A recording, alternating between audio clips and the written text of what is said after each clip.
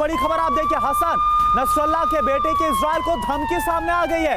Helicopter crash में Israel का हाथ आया तो दुनिया का नक्शा बदल देंगे, पूरे मिडिल ईस्ट में आ जाएगी तबाही। हादी नसरल्लाह की तरफ से कहा गया, हिजबुल्लाह चीफ हसन नसरल्लाह के बेटे हैं हादी नसरल्लाह।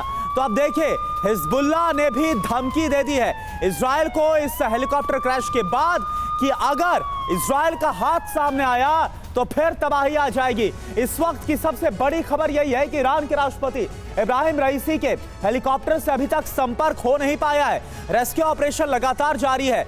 अब बस हादसे को लेकर कुछ सवाल उठ रहे हैं। सबसे पहले आपको वो सवाल बताते हैं, इब्राहिम रईसी का हेलीकॉप्टर क्रैश आखिरकार हादसा है या फिर साजिश? ये सबसे बड़ा और गंभीर सवाल है। क्या चालक दल को खराब मौसम का अलर्ट नहीं था? घने कोहरे के बावजूद भी हेलीकॉप्टर ने आखिर टेक ऑफ क्यों किया? उड़ान क्यों भरी? रईसी समेत सभी टॉप लीडर्स एक हेलीकॉप्टर में क्यों सवार हुए? क्रैश के 3 घंटे बाद भी इब्राहिम रईसी से संपर्क क्यों नहीं हो पाया है? ओपी तिवारी सर, मेरा सवाल आपसे यही है। देखिए, बहुत बड़ा बयान सामने आ गया है हिजबुल्लाह चीफ के बेटे की तरफ से, नसरल्लाह की तरफ से। उनकी तरफ से यह कहा जा रहा है कि अगर इजराइल का हाथ हुआ तो फिर तबाही आएगी। क्या ऐसा कोई इंडिकेशन आपको लग रहा है? करुणा, ये दोनों पॉसिबिलिटी जो है क्रैश की और या सबोटाज का, इसको रूल आउट नहीं किया जा सकता। एक संदर्भ में कहना चाहूँगा कि ये जिस तरीके से 3 हेलीकॉप्टर वहाँ से एबन हुए थे और 2 पहुँच गए, 1 नहीं पहुँच पाया। तो इसको ध्यान रख के क्या कहाँ सोचा जा सकता है या कहा जा सकता है कि हो सकता है कि साजिश हो।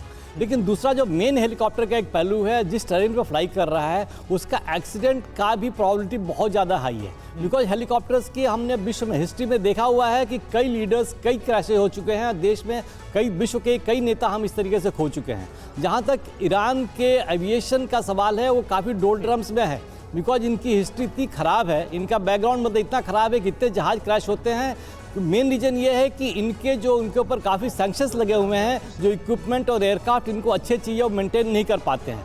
तो हेलीकॉप्टर जब इस टेरेन से फ्लाई कर रहा है, वेदर वहाँ ख़राब था, लेकिन वेदर ख़राब होने के बावजूद क्या होता है कि हेलीकॉप्टर पायलट्स में एक टेंडेंसी होती है कि अगर आगे क्लाउड है तो क्लाउड से नीचे आके टेरेन फॉलो करते करते हम आगे निकल सकते हैं।